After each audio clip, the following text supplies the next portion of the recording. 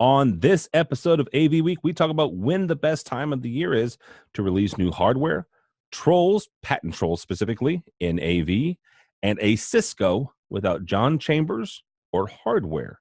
All that and more next on AV Week. The network for the AV industry. What are you listening to? This is AV. This is AVNation. This is AVNation. This is AV Week. Episode 317, recorded Friday, September 22nd, 2017. Trolling AV. Support for AVNation is brought to you by AVIXA, the Audio, Visual, and Integrated Experience Association, and by HD Base T. This is AV Week, your weekly wrap-up of audio-visual news and information. My name is Tim Albright. I am your host. With us to talk about the news and information and give us their opinion on the stories that we've gathered this week. First and foremost, a very nice young woman that I met a few years ago, and she's fabulous, and I love hanging out with her. Her name is Marla Suttenberg. She is from Sapphire Marketing. How are you, ma'am? I'm great. Well, now that you said I'm young, I feel like I'm going to go partying this week. I'm 43, so everybody's young to me. Me too. So, Me too. Here we go. Also with us is a guy that owns like 24 companies. He's from the UK, and he's joining us not quite middle of the night, late evening. His name is Tom Milner. How are you, sir? I'm very well, thanks, Tim. This is the beginning of the day, really, because I work with the rest of the world. Well, that's true. One of he's got a couple of companies. One of them is service and support. He offers support and service contracts around the world. We were actually talking a little bit beforehand. One of those is out of New York and New Jersey area. So yeah, you're still working, dude. So very much so. Very 2 much o'clock so. Eastern time, and Tom's still on the clock. So yeah. All right, here we go. First and foremost, a number of AV folks, at least especially up in the Northeast, went to an Almo E4 event. Actually, one of our buddies and pals, Josh Schrago, spoke at the event on IoT. This is becoming Almo, not necessarily Almo E4, although Almo E4 has become incredibly popular.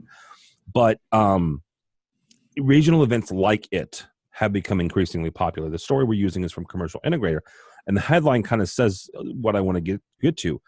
Quote unquote, Almo E4 AV Tour emerges as a platform for debuting new product.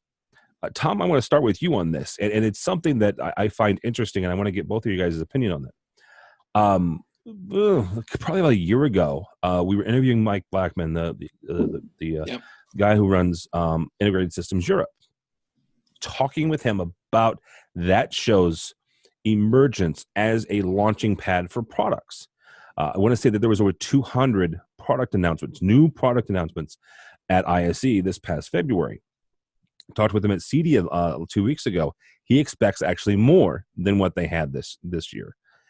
And then you look at these regional shows. And I'm not talking about Infocom China and Integrate out of Australia.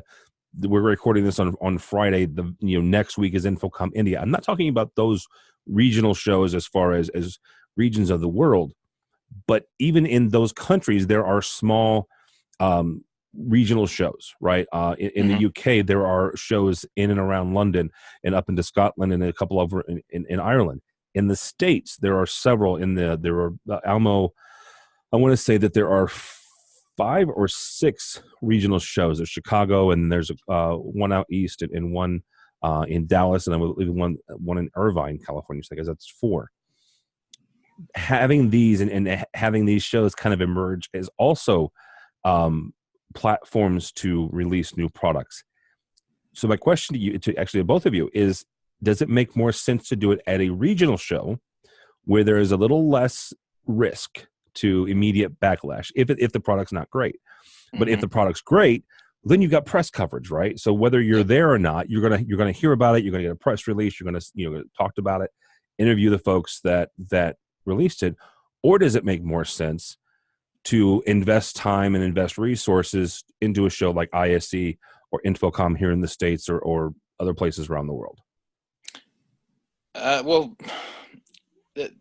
think this is quite an easy one to answer, because obviously there is a hell of a lot of investment that goes into any manufacturer, not just producing their new products, but actually attending any show. So actually, to hear that companies like Almo, Stampede, Midwich in the UK, Exertis, and even some of the individual manufacturers have taken it upon themselves to actually have their own, not necessarily regional in the UK, but certainly, timely, rather than just sticking to a main event to launch something.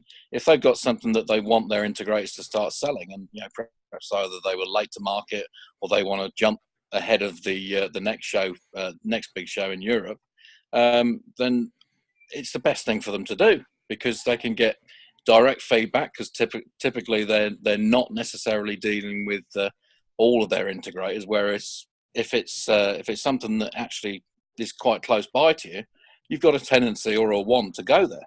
So I think it's good. I think it's to be encouraged. But the one problem with any of the big shows is saturation. Those 200 odd launches. Well, if your product's just a small product, you could get lost. So why launch at a big show? No, that's a really good point.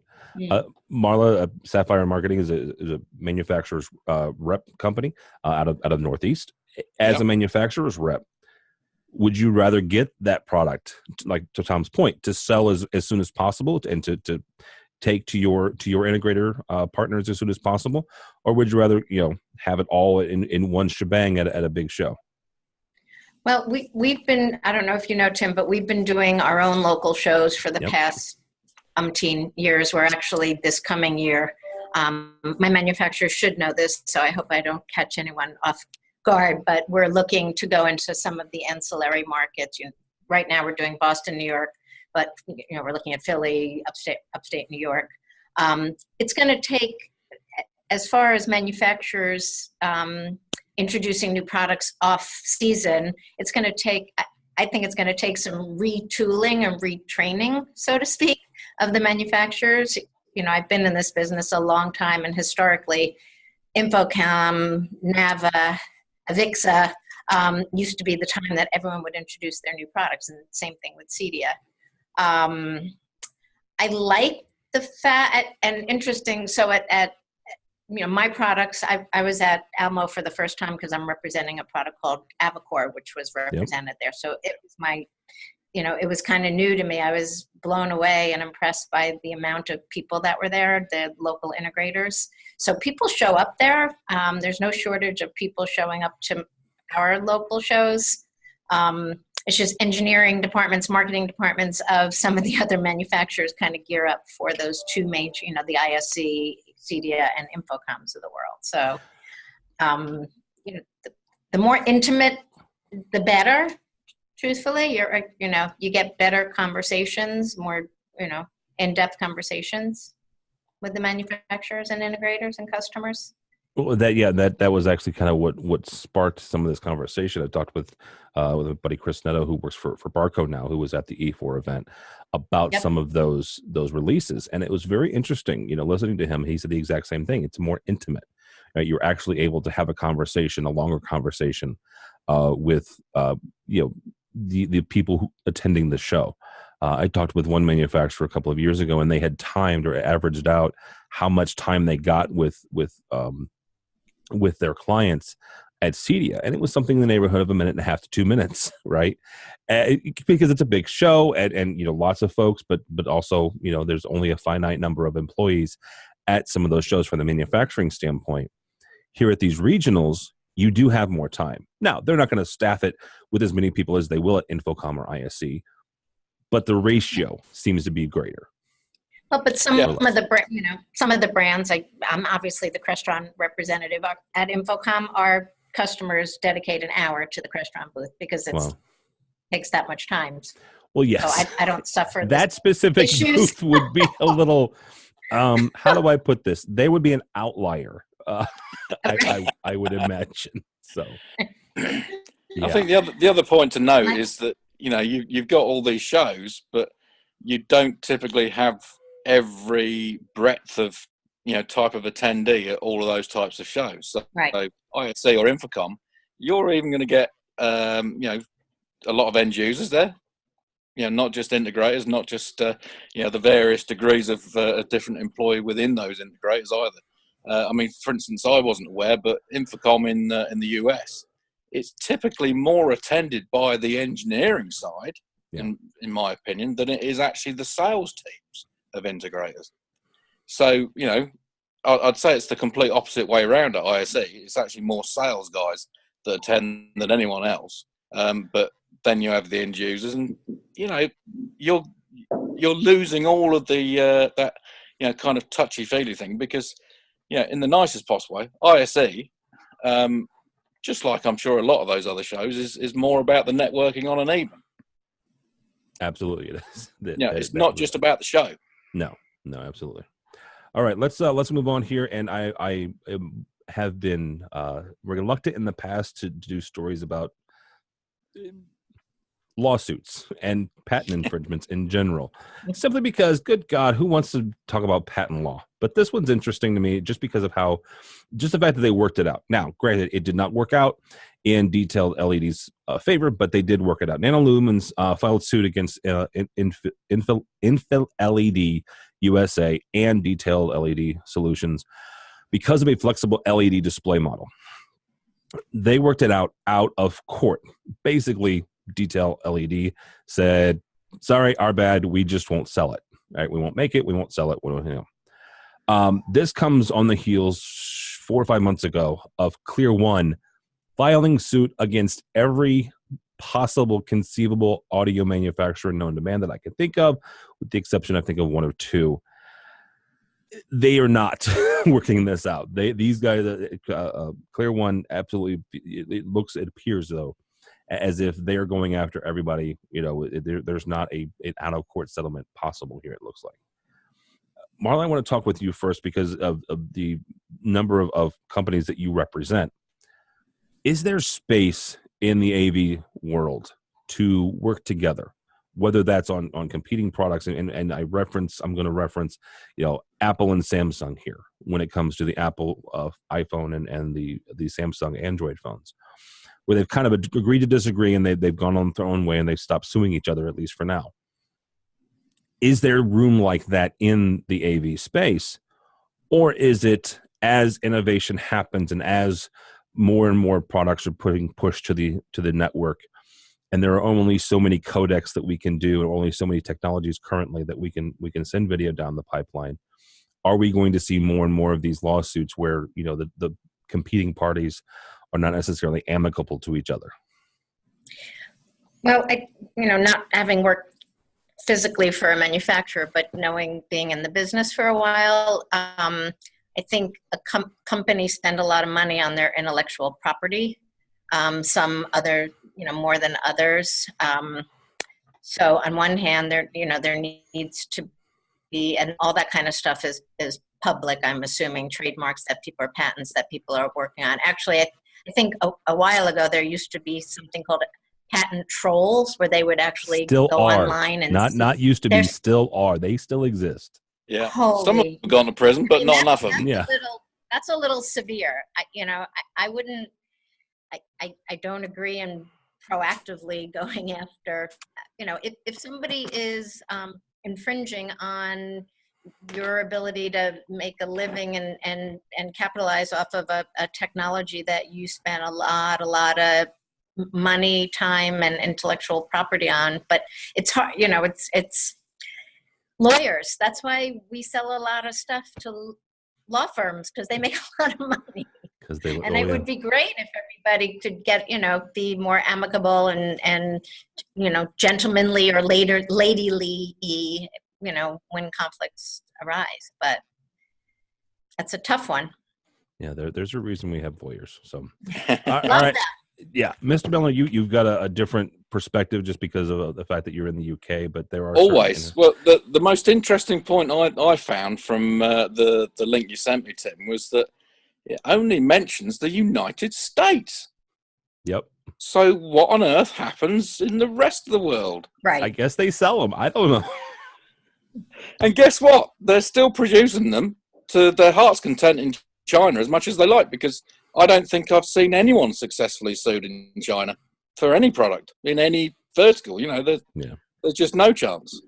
There's so much copycat and everything else going on in China. You just can't get away from it. But no, I did find this very interesting, because even at ISE this year, there was a product that was going to be on a stand at ISE that actually got shut down. There was, papers actually served on the start of the show, and they weren't allowed to exhibit. And I think that was actually Barco that served the papers. Well, here's the thing. That's the interesting part, and we can get into a little bit of international law here for a second. Please don't change the channel. That was Barco. Barco was based in Brussels, Belgium. Yep. Just out, I think it's like an hour or so outside of Brussels. Yeah. That is the unique situation in that one, right? So you had an EU country. You had an EU company in an EU country. You were able to do that, right? Let's take Marla's, one of Marla's companies that she reps is Crestron. Crestron is based in New Jersey. Let's say hypothetically that a Chinese manufacturer was up in hall 8 or 9. If you've never been to ISE, it's one of the more far away halls. They were exhibiting something. I don't know. Let's say that they took DM, right, which is one of Crestron's transport for video, in audio and control, but video. They were doing that. Crestron would not have that option because of where they're based. That was a unique situation. And you're right. It was Barco who served the papers. It was a unique situation because of where Barco is based and where the show is being held. Yeah. But I think if it was me, I'd want to protect everything I possibly could about my own IP. To be fair, I don't have much, but at the end of the day, you've got to protect what belongs to you. But I see this as a sort of a hollow win for nanolumens. I feel for them because outside of the US, it's just going to carry on. But it does. But really quickly, and goes back to my original question to Marla, Tom. You do want to protect your intellectual property. Yeah. But could you not then license it? Does it make economic sense or business sense to say, okay, let's agree that this is my IP, this is our idea, we made this, but here, detail LED, knock yourself out. We're going to charge you X amount per display for you to sell this in the U.S. Does that not make economic sense, or is it too much saturation? Texas Instruments did it, like you said, DLT, they licensed a chip to everyone. It depends on what, I think a complete end-to-end manufacturer of a product, I don't know if they can do an OEM situation with the actual box or the components of it. I don't see the value of it if it's an end-to-end product-based company, but I know there are examples of them. I'll probably think of them about 10 o'clock tonight when I've had my first glass of wine, third glass of wine. I think the other thing to bear in mind is that, in the modern world, there's an immense amount of pride involved in this as well. A lot of these companies just don't want to let go of the fact that, it was their idea first. No matter how much they could make more money out of licensing it across the world, pride comes into it, and it stops them from, perhaps making more money than they actually were at the time. I think it's a difficult thing for nanolumens anyway, because while they're a solid company with good turnover, they're perhaps not as big as they'd like to be able to enforce this across the world.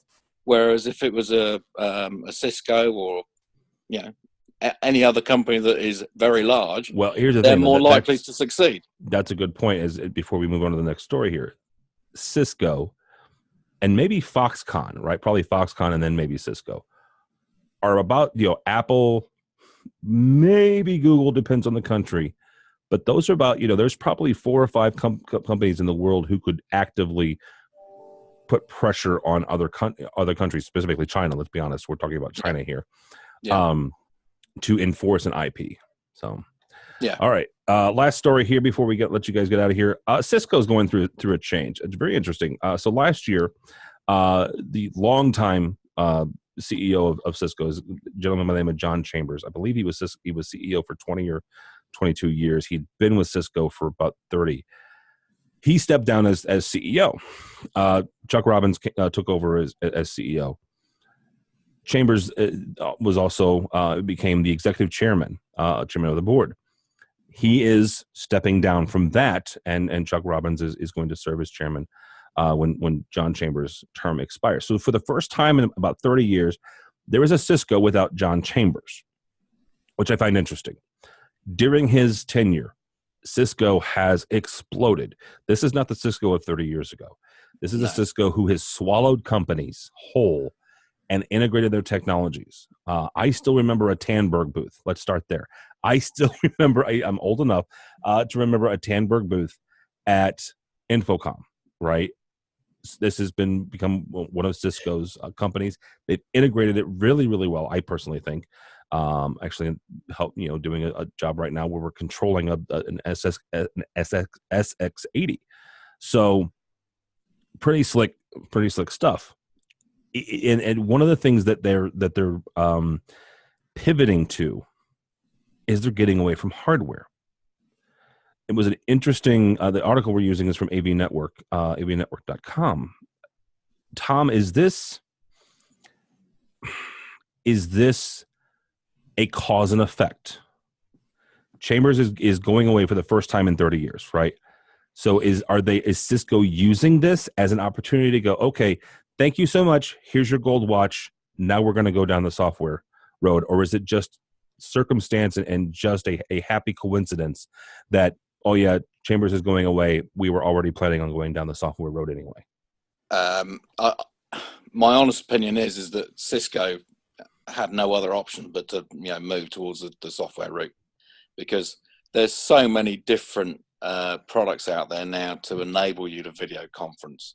Actually, what they want to concentrate on is just that it's their platform that is being used for that video conference. We're using Zoom today. To me, this is a fantastic experience. I can tell you that, and I can remember Tandberg. I can remember a few others as well. But do you know what? My experience of video conferencing is just, I say, yeah, let's just Skype, because it's not good. But what we're doing today is excellent. I've worked with a few of these different companies, and seen some of these very low cost codecs being installed that are so easy to install. And let's face it, Cisco is not known for its simplicity.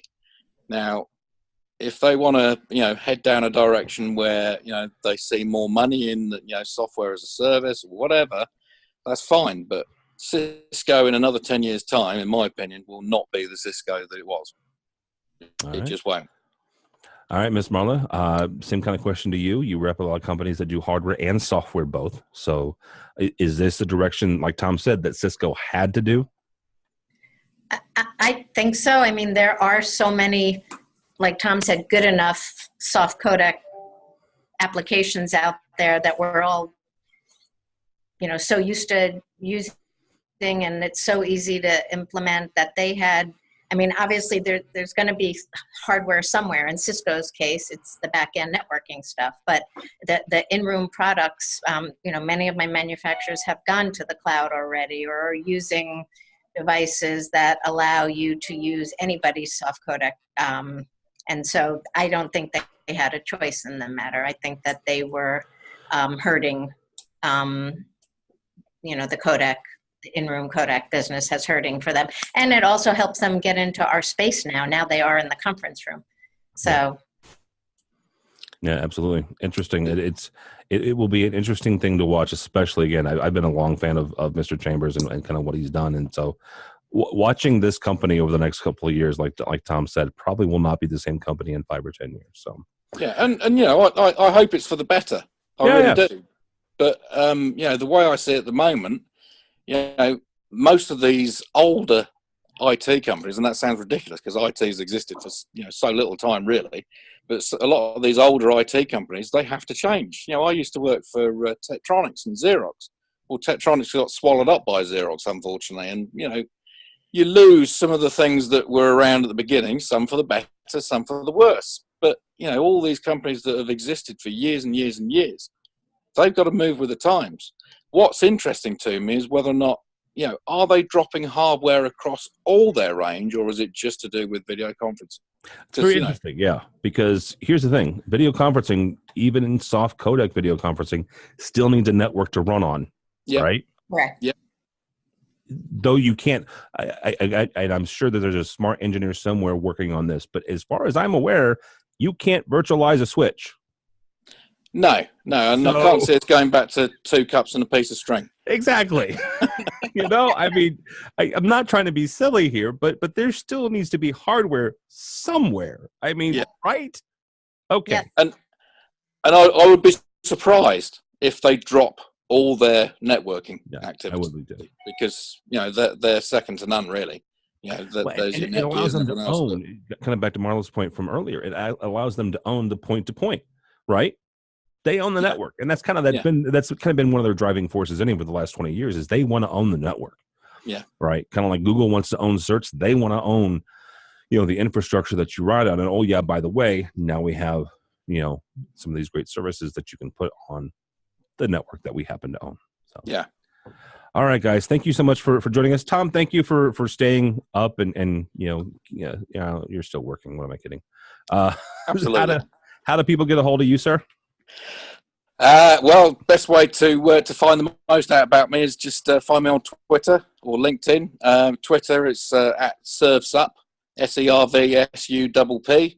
I can point in the direction of any way we can help you anywhere across the world, whether that's for just plain install, plain maintenance, or with our secondary company, Pristine Screen, some specialized cleaning services for all your dirty screens out there. Happy to help. Every time I see Tom, my phone comes away, looking better than when I saw him. So, also, thank you so much, Miss Marla. You betcha. How do people find you or Sapphire?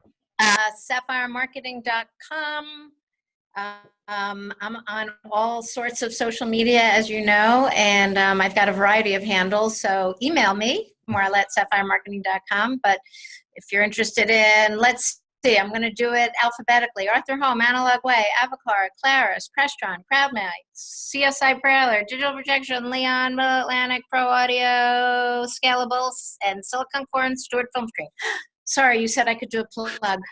I know, but I said I had a half an hour, so